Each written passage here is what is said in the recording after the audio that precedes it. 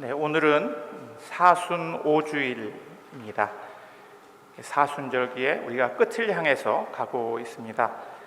그리고 다음 주일은 이제 저희가 고난 주간을 맞아서 예수님의 순환과 죽음을 묵상하는 그런 주일을 맞이하게 됩니다.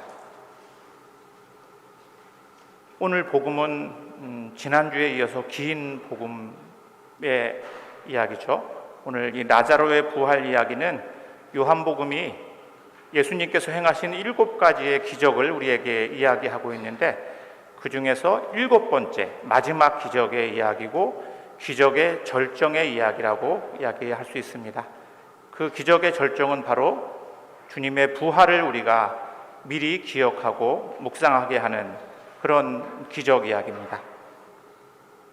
교회력은 고난주일을 앞에 두고 오늘 라자로의 부활 이야기를 우리가 묵상하게 합니다. 왜 그럴까요? 왜 고난주간을 한 주간 앞에 두고 교회력은 우리로 하여금 이 라자로의 부활 이야기를 우리가 묵상하도록 안내하고 있을까요? 그것은 아마 우리가 순환과 죽음이라는 고난의 여정을 건너기 위해서 그 여정을 우리가 부활의 믿음으로 지나갈 수 있도록 안내하기 위해서 오늘 특별히 고난 주간을 한 주 앞에 두고 우리는 라자로의 부활 이야기를 묵상하게 됩니다.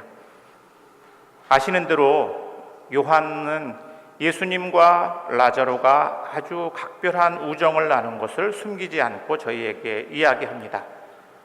그 두 동생인 마르타와 마리아와도 예수님께서는 깊은 우정을 나누셨습니다.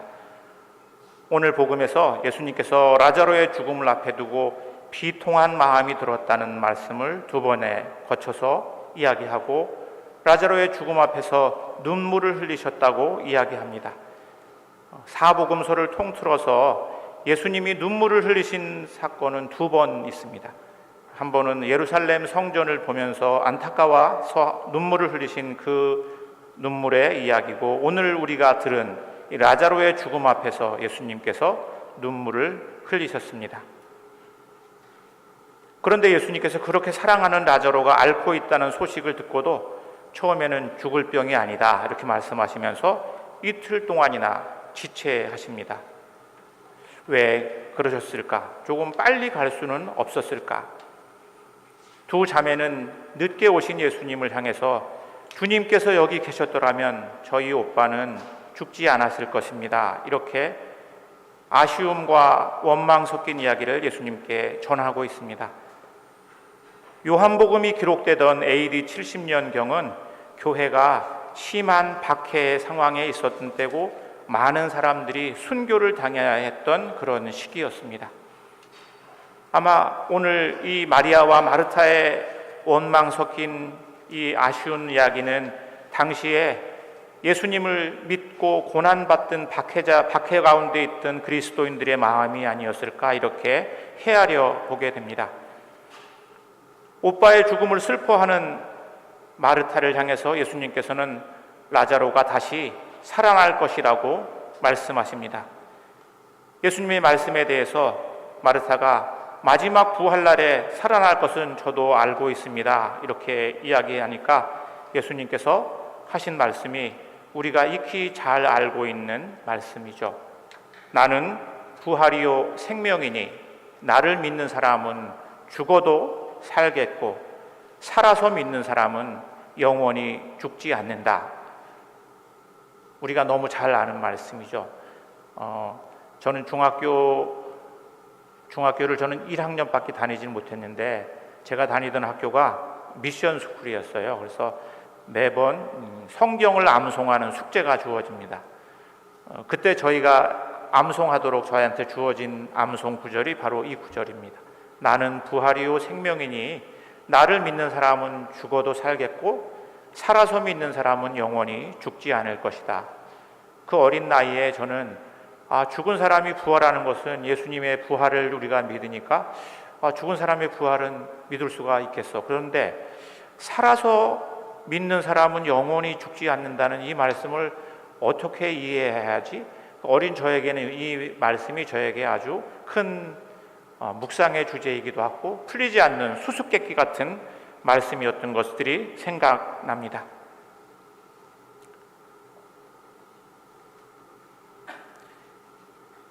이 말씀, 나를 믿는 사람은 영원히 죽지 않을 것이라고 하는 이 말씀은 마르타의 원망 섞인 주님께서 여기 계셨더라면 제 오빠는 죽지 않았을 것이다 라고 하는 그 말씀에 대한 대답입니다. 저는 주님께서 여기 계셨으면 제 오빠는 죽지 않았을 것입니다고 하는 이 말을 조금 다르게 저희가 묵상을 해보면 이렇게 묵상할 수 있지 않을까 생각이 드는데, 그것은 주님께서 계시는 곳은 죽음이 없습니다. 주님께서 계시는 곳에는 죽음이 없다는 신앙 고백으로 우리가 묵상할 수도 있지 않을까 생각을 해보게 됐습니다. 오늘 저희가 읽은 이 복음에 뒤이어지는 말씀은 오늘 마리아가 예수님에게 향유를 바른 예수님의 장례를 미리 준비하는 이야기가 바로 복음 뒤에 이어지고, 그 다음에 이어지는 이야기는 예수님께서 제자들의 발을 씻긴 예수님과 제자들의 마지막 식탁의 이야기가 이어지고 있습니다. 예수님이 죽음을 향해서 가고 있고 죽음을 준비하고 죽음을 예비하고 있는 그런 이야기들이 쭉 전개되는 그 바로 직전에 요한은 오늘 나자로의 부활 이야기를 우리에게 묵상하도록 안내하고 있는 것입니다. 저는 가끔 박해 시대에 순교자들은 어떻게 그 영웅적인 신앙을 지킬 수 있을까? 어떻게 죽음의 위협 앞에서, 원형 경기장 안에서 사자밥이 되면서 자기의 믿음을 굽지 않았던 그 믿음은 어떻게 가능했던 것일까 생각하게 됩니다. 부활신앙은 부활하신 예수님의 임재에 대한 강력한 체험에서 비롯됐습니다. 초기 그리스도인들은 예수님께서 돌아가셨지만 돌아가신 예수님이 우리와 함께 있다고 하는 강력한 체험을 했고, 그것은 이들의 신앙을 예수님께서 부활하셨다고 하는 강한 믿음을 이들에게 심어주었고, 우리는 그 믿음의 신앙들을 이어받고 있는 후손들입니다. 그래서 그들은 부활하신 예수님이 함께 있는 그곳에서는 죽음이 없다는 것을 믿을 수 있었습니다. 죽음도 끊을 수 없는 사랑, 그 사랑을 초대교회 그리스도인들은 믿었고 기꺼이 순교의 길을 거둘 수 있었습니다. 예수님이 함께 있는 곳은 죽음을 넘어설 수 있는 용기와 믿음을 우리에게 주었기 때문입니다. 마리아를 만난 다음에 예수님께서는 라자로가 안치된 무덤 앞으로 갑니다.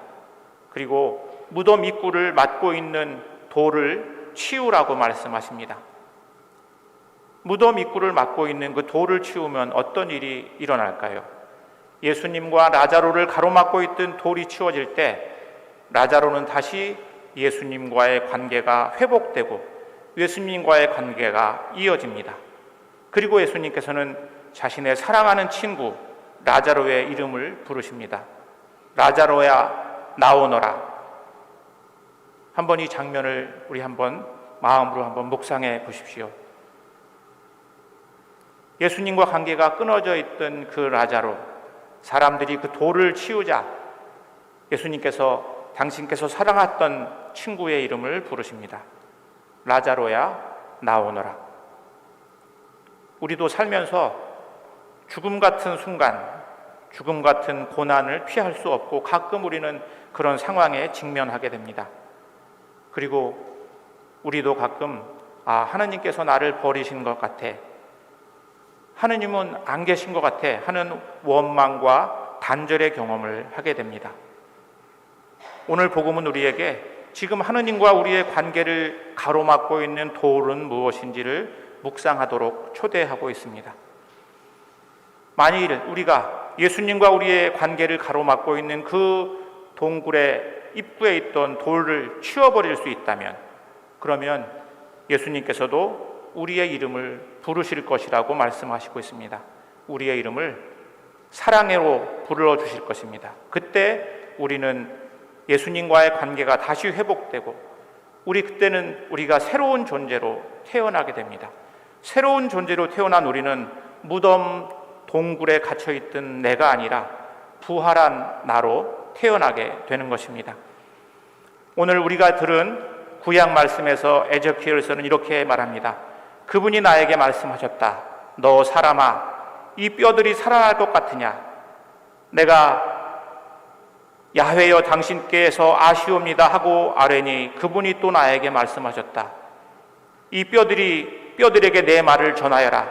마른 뼈들아, 이 야훼의 말을 들어라. 뼈들에게 주 야훼가 말한다. 내가 너희 속에 숨을 불어넣어 너희를 살리리라. 너희에게 힘줄을 이어주고 살을 붙이고 가죽을 씌우고 숨을 불어넣어 너희를 살리면 그제야 너희는 내가 야훼임을 알게 되리라. 오늘 저희가 들은 서신에서 사도 바울은 또 이렇게 말하고 있습니다.